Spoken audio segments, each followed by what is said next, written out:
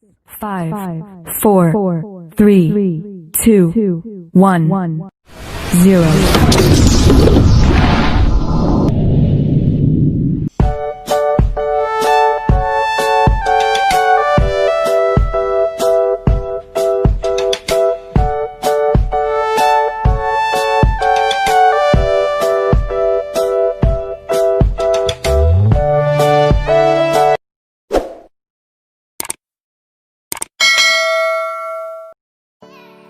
Halo anak-anak sekalian, Assalamualaikum warahmatullahi wabarakatuh. Pada kesempatan kali ini, kita akan belajar pada tema 6, panas dan perpindahannya, subtema 1, suhu dan kalor. Dan kita sampai pada pembelajaran keempat. Anak-anak sekalian, sebelum kita mulai pembelajaran kita, jangan lupa berdoa terlebih dahulu. Anak-anak sekalian, perhatikan gambar berikut. Papan iklan tersebut merupakan salah satu media yang digunakan untuk menyampaikan informasi kepada masyarakat melalui media cetak. Iklan tersebut berisi ajakan supaya masyarakat untuk tidak membuang sampah di sungai. Sekarang perhatikan kedua gambar berikut. Kedua gambar tersebut menunjukkan lingkungan sungai dan pantai yang dipenuhi dengan sampah. Lingkungan yang kotor tersebut disebabkan oleh masyarakat yang masih suka membuang sampah sembarangan. Lingkungan yang kotor merupakan salah satu dampak negatif dari interaksi manusia dengan lingkungan alam. Lalu apa sajakah pengaruh negatif antara interaksi manusia dengan lingkungan alam? Untuk mengetahuinya, mari kita lanjutkan pembelajaran kita. Pengaruh negatif interaksi manusia dengan lingkungan alamnya. Manusia tidak dapat hidup tanpa mengandalkan lingkungan alamnya. Dari alam, manusia memperoleh banyak manfaat untuk memenuhi kebutuhannya. Pertanian, perkebunan, perikanan, peternakan, merupakan bentuk-bentuk interaksi manusia dengan lingkungannya, alamnya, untuk memenuhi kebutuhan hidupnya. Manusia memelihara alam sedemikian rupa agar dapat dimanfaatkan dengan baik untuk memenuhi kebutuhan manusia dan makhluk hidup lainnya. Tetapi, tidak semua interaksi manusia dengan alam berdampak baik bagi alam. Misalnya, perilaku masyarakat yang suka membuang sampah sembarangan dapat merusak lingkungan alam sekitarnya. Membuang sampah di sungai dan di laut dapat merusak makhluk hidup lain yang ada di dalamnya. Tidak hanya itu, perusakan lingkungan yang ditimbulkannya dapat membahayakan manusia itu sendiri.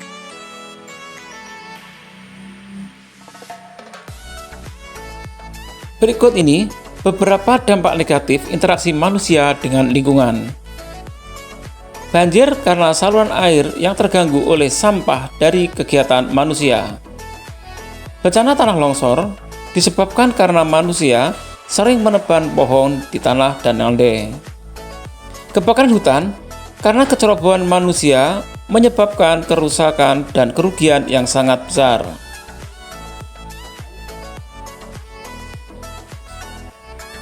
Anak sekalian, berdasarkan uraian tersebut, mari kita jawab beberapa pertanyaan berikut ini. Pertama, dapatkah manusia hidup tanpa mengandalkan lingkungan alamnya? Mengapa? Manusia tidak dapat hidup tanpa lingkungan alam karena manusia mendapatkan kebutuhan hidupnya dari alam, dan manusia tidak bisa memproduksi sendiri kebutuhannya.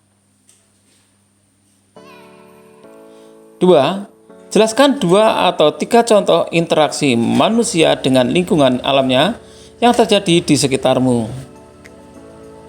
Contoh interaksi yang manusia dengan lingkungan alam antara lain: petani menanam padi, nelayan menangkap ikan, penambangan mengambil pasir di sungai.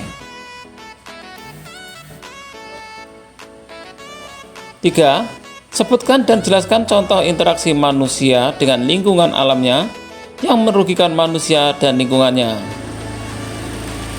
Contoh interaksi manusia dan lingkungannya yang merugikan adalah membuang sampah sembarangan yang menyebabkan banjir, menebang pohon sembarangan yang menyebabkan tanah longsor dan banjir. 4. Apa saja akibat interaksi negatif manusia terhadap lingkungan alamnya? Jelaskan. Contoh dampak negatif antara interaksi manusia dengan lingkungan alam antara lain: banjir karena saluran air yang terganggu oleh sampah, tanah longsor yang terjadi karena manusia sering menebang pohon di tanah yang landai.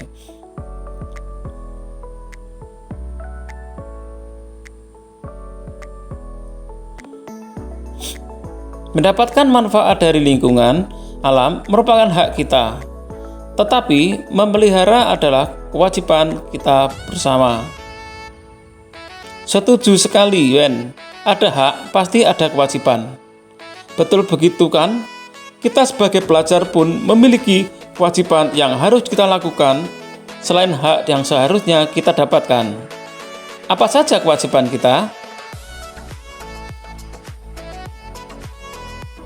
Kewajiban warga negara dan siswa.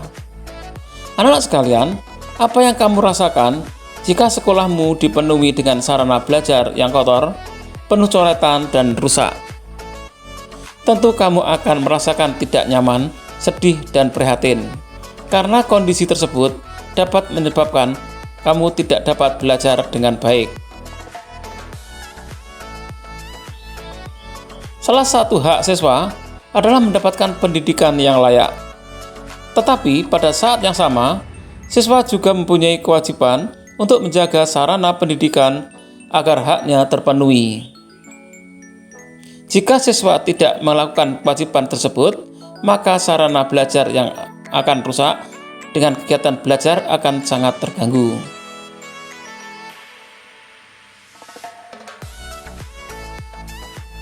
Apakah yang dimaksud dengan kewajiban?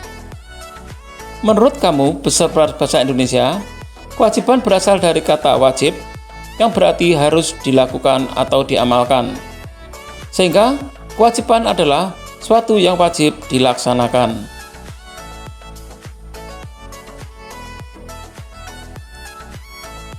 Semua siswa yang sedang belajar di Indonesia wajib mengikuti peraturan yang ditetapkan negara melalui undang-undang.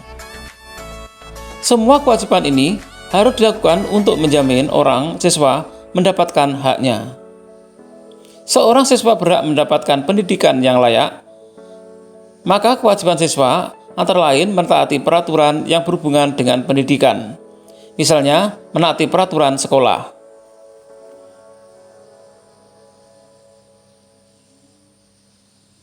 Anak-anak sekalian, berikut ini hak dan kewajiban siswa sebagai siswa di sekolah.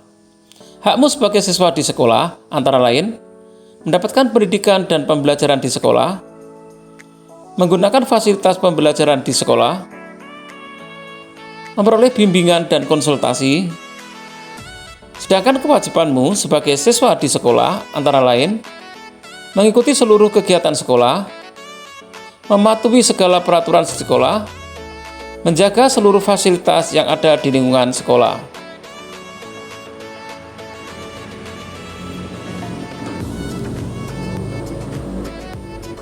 Sedangkan berikut ini hak dan kewajiban manusia di rumah. Hakmu sebagai anak di rumah antara lain hak mendapatkan perlindungan, hak mendapatkan kasih sayang, hak mendapatkan jaminan kesehatan yang layak. Sedangkan kewajibanmu sebagai anak di rumah antara lain membantu orang tua, belajar dengan rajin, menjaga kebersihan lingkungan di rumah.